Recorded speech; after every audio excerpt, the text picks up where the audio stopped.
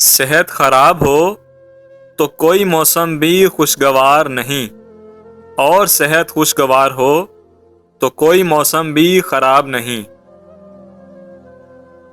برے انسان کو ہر وقت برائی کا موقع مل جاتا ہے، اچھے کو اچھائی میسر آ ہی جاتی ہے۔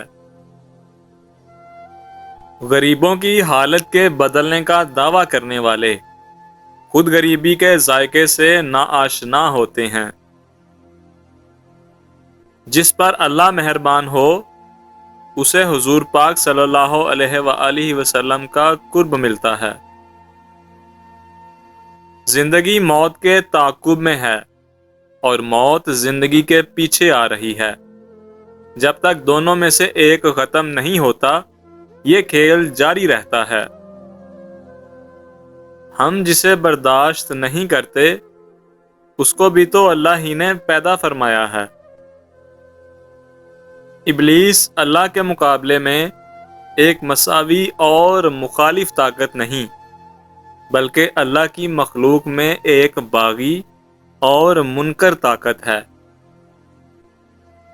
محبوب کے ملتے ہی زندگی نثر سے نظم میں داخل ہو جاتی ہے۔ آج کے انسان کو موت سے زیادہ غریبی کا ڈر ہے۔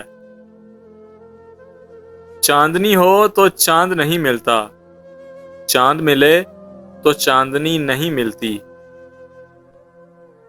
نئی خواہش اندیشے پیدا کرتی ہے، اللہ کی رضا پر اپنی رضا کو نثار کر دینا قرب حق ہے۔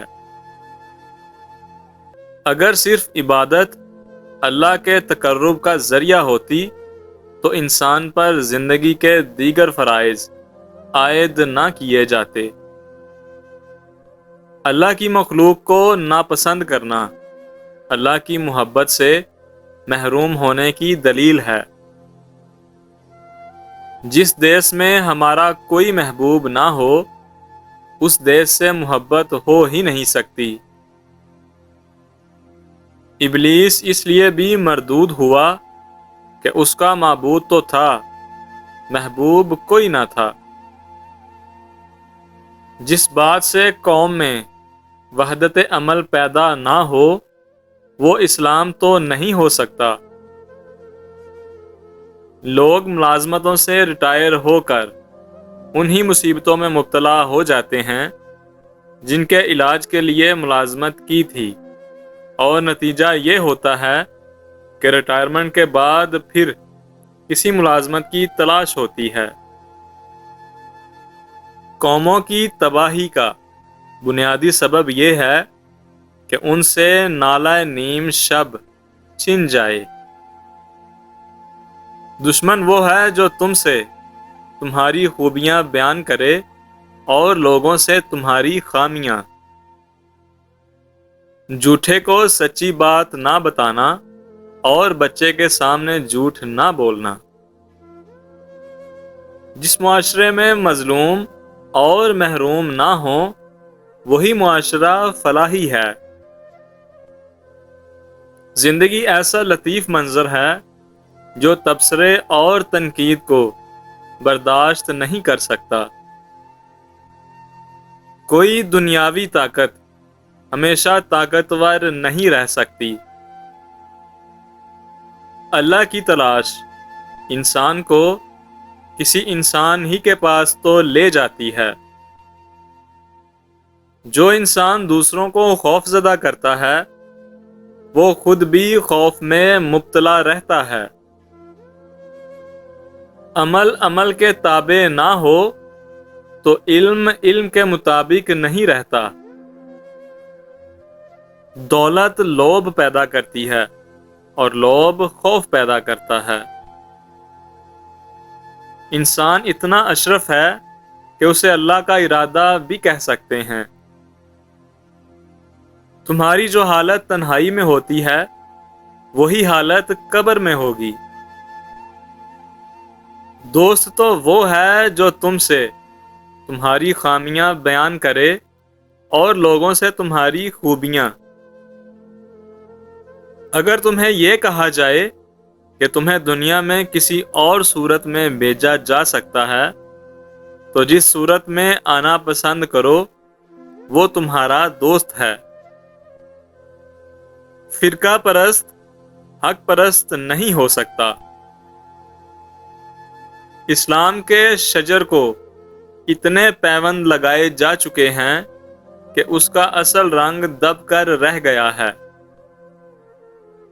اگر تمہیں یہ اختیار دیا جائے کہ ساری کائنات ختم ہونے والی ہے اور ایک انسان نے بچنا ہے تو جس انسان کو تم بچانا پسند کرو وہ تمہارا دوست ہوگا۔ جنت بھی انسان کو تسکین نہیں دے سکتی اگر اس میں کوئی ساتھی نہ ہو۔ ہماری خوشیاں شرکت دوست سے دوبالا ہوتی ہیں اور ہمارے غم گسار کے تقرب سے کم ہوتے ہیں۔ وہ انسان جس نے رفیق سے وفا نہ کی کسی سے وفا نہیں کر سکتا، نہ دین سے، نہ خدا سے اور نہ ہی خود اپنے آپ سے۔ 7 رنگوں کے جلوے دراصل سفید رنگ کے دل فریب روپ ہیں۔ کثرت اس وقت تک سمجھ میں نہیں آتی جب تک وحدت سے آشنائی نہ ہو۔ سب انسانوں میں یکساں آنسو ہیں اور یہی رشتہ انسانوں کا انسانوں کے ساتھ ہے۔ دنیا میں کوئی راز ہمیشہ راز نہیں رہا۔ انتظار وصال کی آرزو میں فراق سے گزرنے کا تجربہ ہے اور یہ تجربہ اشکوں سے تحریر ہوتا ہے۔ سب سے بری آواز گدھے کی ہے اور سب سے پیاری آواز سب سے پیارے انسان کی ہے۔ انسان کا رزق اس کے اپنے وجود کے کسی حصے میں پوشیدہ ہوتا ہے۔ اس صلاحیت کو دریافت کرنا ہی انسان کا فرض ہے۔ ادرک میں لیموں اور نیم کے پتوں کا رس ملا کر منہ پر لگائیے اور سو جائیے۔ 3 ہی دن میں چہرے کی ساری جھریاں ختم ہو جائیں گی۔ رشوت کے مال پر پلنے والی اولاد لازمی طور پر باغی ہوگی، بے ادب ہوگی، گستاخ ہوگی۔ باطل کوئی نئی دنیا نہیں، اسی دنیا کا نیا شعور ہے۔ پہاڑوں سے نکلنے والے دریا خود سمندر کے لیے پیاسے ہوتے ہیں اور یہ کناروں کی پیاس بجھاتے ہوئے اپنے محبوب ساگر سے واصل ہو کر اپنی پیاس بجھاتے ہیں۔ یار جلوہ بن کر دل سے گزرتا ہے اور آنسو بن کر آنکھ سے بہتا ہے۔ صبر کا خیال ہی اس بات کی دلیل ہے کہ انسان جو چاہتا ہے وہ اسے ملا نہیں۔ جب کسی قوم یا فرد کا دعا سے اعتماد اٹھ جائے تو آنے والا وقت مصیبت کا زمانہ ہوتا ہے۔